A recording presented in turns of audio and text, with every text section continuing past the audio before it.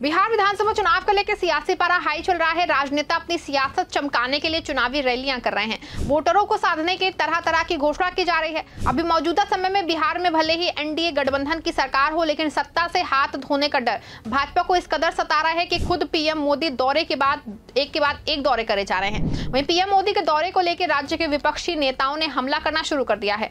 वहीं आरजेडी नेता तेजस्वी यादव ने न सिर्फ पीएम मोदी को बल्कि पूरे एनडीए गठबंधन पे हमला ही बोल दिया है। दरअसल विधानसभा चुनाव को मद्देनजर रखते हुए पीएम मोदी 20 जून को बिहार पहुंचेंगे। पीएम मोदी का इस साल ये चौथा दौरा होगा। पीएम मोदी बिहार के सिवान में एक बड़े कार्यक्रम में हिस्सा लेंगे और राज्य को करोड़ों रुपए की सौगात देंगे। बिहार के इतने दौरे पीएम मोदी भला करे भी क्यों ना, क्योंकि बिहार का रास्ता भी कहीं ना कहीं दिल्ली जाता है, या यूं कहें कि दिल्ली का सियासी तख्त चलने में बिहार भी एक अहम भूमिका निभाता है। बिहार की पॉलिटिक्स देश का नैरेटिव सेट करती है। भाजपा के लिए बिहार जीतना बहुत जरूरी है। 2025 बिहार विधानसभा चुनाव अगले यूपी विधानसभा चुनाव और 2029 की लोकसभा चुनाव की दिशा तय कर सकता है। पीएम मोदी भी इस बात को बखूबी समझते हैं, तभी तो बिहार को साधने के लिए चौथा दौरा कर रहे हैं। इस दौरान पीएम मोदी बिहार को कई सौगात भी देंगे। इसको लेकर के जहां भाजपा में खुशी की लहर है, वहीं दूसरी तरफ विपक्ष की भूमिका निभा रहे तेजस्वी यादव के तीखे हमलों और सवालों से भाजपा को काफी परेशानी झेलनी पड़ रही है। आपको बता दें, तेजस्वी यादव मोदी पे लगातार हमलावर हैं। पीएम के दौरे से लेकर तेजस्वी यादव ने पीएम के दौरे को लेकर के कहा कि वो गरीबी मिटाने या नौकरी देने नहीं आ रहे हैं। प्रधानमंत्री जी आकर देखेंगे कि यहाँ कितनी गोलियां चलती हैं। पिछले दौरे में किए गए रोड शो पे भी सवाल उठाए। तेजस्वी ने परिवारवाद मुद्दे पर भी सवाल उठाए और कहा कि परिवारवाद का आरोप लगाते हैं, लेकिन उनकी पार्टी और एनडीए में परिवारवाद भरा हुआ है। एनडीए सरकार के अधिकतर मंत्रियों को तेजस्वी ने परिवारवादी बताया। साथ ही क्या कुछ कहा, एक बार आप इस वीडियो में देखिए। आएंगे तो देखेंगे कि यहाँ एनडीए का मतलब क्या है। यहाँ एनडीए का मतलब नेशनल दामाद आयोग। सबके दामादों को तो आयोग में मोदी जी ने फिट कर दिया। सबको मंच में माला सम्मानित करेंगे। कोई नौकरी देने तो आ नहीं रहे, कोई महंगाई को रोकने तो आ नहीं रहे, कोई गरीबी मिटाने तो नहीं आ रहे, पढ़ाई दवाई कमाई सिंचाई की बात नहीं करेंगे। हिंदू मुसलमान नफरत की राजनीति, लालू जी हम लोगों के दल को जितना गरियाना है गरिया ले। वो क्या कि वो आके देखें प्रधानमंत्री जी, कोई ऐसा दिन नहीं जहाँ 200 राउंड गोलियां ना चलती हो। कभी प्रधानमंत्री जी आए किसी पीड़ित के घर गए, पिछले बार भी आए थे पटना, रोड शो किया उन्होंने। लेकिन यही बिहार का जवान जब शहीद हुआ तो एक परिवार के लोगों से नहीं मिले, वो संवेदना नहीं प्रकट की। बिहार के लोग जब भी देश की सुरक्षा की बात आती है सबसे आगे खड़ा रहता है, पीछे नहीं रहता। क्या किया है? परिवारवाद को लेकर के गाली देते हैं, लेकिन उनके अलायंस में सब परिवारवादी भरे हैं। उनके पार्टी में सब परिवारवादी हैं। बिहार की एनडीए सरकार में 50% जो मंत्री हैं वो परिवारवादी हैं।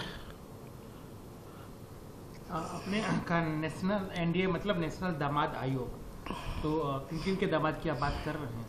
अब देखिए, मांझी जी के दामाद हैं ही, रामविलास पासवान जी के दामाद हैं। आप देखिएगा अशोक चौधरी जी के दामाद हैं, और अशोक चौधरी जी तो अलग ही है। वो तो कहते हैं आरएसएस कोटा भी है। अब हम तो जानना चाहिए भाई, एक तो बीजेपी कोटा है, यहाँ आरएसएस कोटा भी है। खुद तो अशोक चौधरी पे हम ज़्यादा बोलना नहीं चाहेंगे, क्या है वो बिहार की जनता असलियत उनकी जानती है।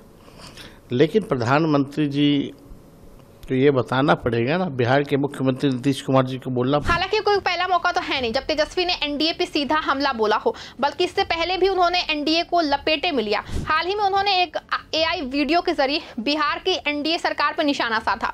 तेजस्वी ने वीडियो ट्वीट करते हुए लिखा, अगर आप किसी के जमाई हैं तो प्रधानमंत्री श्री मोदी जी और मुख्यमंत्री नीतीश कुमार जी द्वारा संरक्षित बिहार राज्य दामाद आयोग में अप्लाई नहीं कर सकते हैं, क्योंकि उनके ये सर्वाधिकार खास लोगों तक ही सीमित हैं।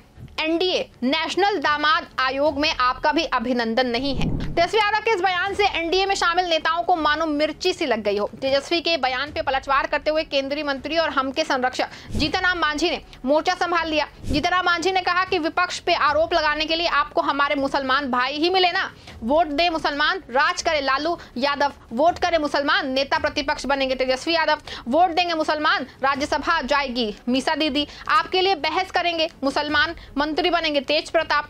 इतना ही नहीं, मांझी ने सिंगापुर रहने वाली लालू की बेटी रोहिणी आचार्य को भी अपने निशाने पे लिया। मांझी ने अपने पोस्ट में आगे लिखा कि विदेशों से आके वोट करेंगे मुसलमान, सिंगापुर से आके चुनाव लड़ेंगे रोहिणी आचार्य, रैली में जाएंगे मुसलमान, विधान परिषद में नेता बनेंगी राबड़ी देवी। तेजस्वी जी, आखिर कब तक आप और आपका परिवार मुसलमान भाइयों को अपना गुलाम समझेगा? मुसलमानों का साथ, हमारे परिवार का विकास, अब ये नहीं चलेगा। अब मुसलमान और दलित आपकी दरी नहीं बिछाएंगे, बदला लेंगे, बदला देंगे, तोड़ेंगे आपका घमंड। गौरतलब है कि जिस तरह से बिहार का सियासी पारा चढ़ा है और विपक्ष ने एनडीए की नींद उड़ाई है, इससे एक बात तो साफ हो गई है कि नीतीश की कुर्सी गायब होती दिखाई दे रही है। तभी तो पीएम मोदी दौरे पे दौरे किए जा रहे हैं। हालांकि बिहार भाजपा के लिए कितना जरूरी है, इस बात का अंदाजा इस बात के बजट से भी लगाया जा सकता है। बता दें, एनडीए 3.0 में बिहार और आंध्र प्रदेश की हिस्सेदारी निर्णायक है। लोकसभा चुनाव में बिहार में एनडीए को 40 में से 30 सीटें मिली थी, जिसमें भाजपा की 12, जदयू की 12 और लोजपा की 5 और हम की 1 सीट है। मोदी 3.0 बिहार के सीएम नीतीश और आंध्र प्रदेश के सीएम नायडू के सहारे चल रही है। मोदी 3.0 ने अपने पूर्णकालिक बजट में बिहार और आंध्र की झोली भर दी थी। पूर्णकालिक बजट 2024 से 25 में केंद्रीय वित्त मंत्री निर्मला ने बिहार में मखाना बोर्ड के गठन की घोषणा की, आईआईटी पटना में सीट बढ़ाने की घोषणा की, पश्चिमी कोसी नहर परियोजना को केंद्र सरकार द्वारा आर्थिक मदद देने की घोषणा की, पटना से सटे बिहटा में ग्रीन फील्ड एयरपोर्ट बनाने की घोषणा की। कई मायनों में बिहार भाजपा के लिए बेहद जरूरी है। न सिर्फ भाजपा के लिए बल्कि पीएम मोदी के लिए भी बिहार जितना जरूरी है। महाराष्ट्र और हरियाणा के विधानसभा चुनाव में बीजेपी को अप्रत्याशित जीत मिली। अब बीजेपी के लिए फिलहाल सबसे बड़ी चुनौती बिहार ही है। बिहार में महागठबंधन राजद के नेतृत्व में मजबूत दिख रहा है। नीतीश कुमार और एनडीए लगभग 20 साल से सत्ता में काबिज है। एंटी इनकम्बेंसी का फैक्टर भी है। बिहार विधानसभा चुनाव जीतने के लिए बीजेपी माइक्रो मैनेजमेंट कर रही है। आपको बता दें कि केंद्रीय गृह मंत्री अमित शाह व राष्ट्रीय अध्यक्ष जेपी नड्डा के निर्देश के बाद बिहार बीजेपी पे बूथ पे फोकस बढ़ा रही है। बात की जाए एनडीए के मौजूदा हालात की, तो कुछ दिनों पहले बिहार विधानसभा चुनाव को लेकर दिल्ली में बीजेपी की एक बैठक हुई थी। उस बैठक में सीट शेयरिंग को लेकर पहली रूपरेखा तैयार की गई थी।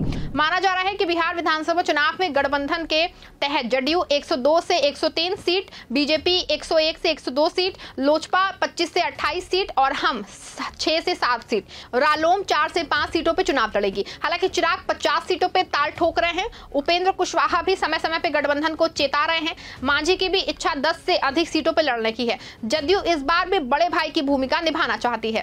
हालांकि बिहार में सीएम की कुर्सी को लेकर के सियासी घमासान ही मचेगा, क्योंकि सियासी गलियारों में ऐसी अफवाहें उड़ाई जा रही हैं कि नीतीश को भी चुनाव के बाद अपनी कुर्सी से हाथ धोना पड़ सकता है। दूसरी तरफ विपक्षी दलों के नेताओं द्वारा तेजस्वी यादव को लेकर बड़े बयान दिए जा रहे हैं। उनको लेकर यह कहा जा रहा है कि अगर बिहार में इंडिया गठबंधन की सरकार बनती है तो तेजस्वी यादव सीएम बनेंगे। ये कहना है भाकपा लिबरेशन के महासचिव दीपंकर भट्टाचार्य ने कहा कि अगर बिहार में अगला विधानसभा चुनाव महागठबंधन जीतता है तो तेजस्वी यादव ही मुख्यमंत्री बनेंगे। उन्होंने ये बात एक इंटरव्यू में कही। दीपंकर भट्टाचार्य ने बताया है कि तेजस्वी यादव महागठबंधन का चेहरा है और जनता उन्हें ही मुख्यमंत्री के रूप में देखती है। उन्होंने ये भी कहा कि भाकपा इस बार 40 से 45 सीटों पर चुनाव लड़ने की तैयारी कर रही है। पिछले विधानसभा चुनाव में पार्टी को 19 सीटें मिली थी, जिसमें से उसने 12 पे जीत दर्ज की थी। गौरतलब है कि पीएम मोदी के इस दौरे को लेकर सियासी पारा 7वें आसमान पे है। ऐसे में देखना होगा कि पीएम मोदी अपने दौरे पे विपक्षी नेताओं को किस तरह से जवाब देंगे या कि विपक्ष की एकता के आगे धराशायी हो जाएंगे। फिलहाल बिहार चुनाव में कई पहलू ऐसे हैं जिसकी वजह से ये चुनाव एनडीए गठबंधन को लेके होगा, नहीं तो विपक्ष एनडीए समेत पीएम मोदी पे इस कदर हावी होगा कि भाजपा का दोबारा सत्ता में आना मुश्किल हो जाएगा। फिलहाल के लिए इस खबर में बस इतना ही। आप देखते रहें 4PM न्यूज नेटवर्क।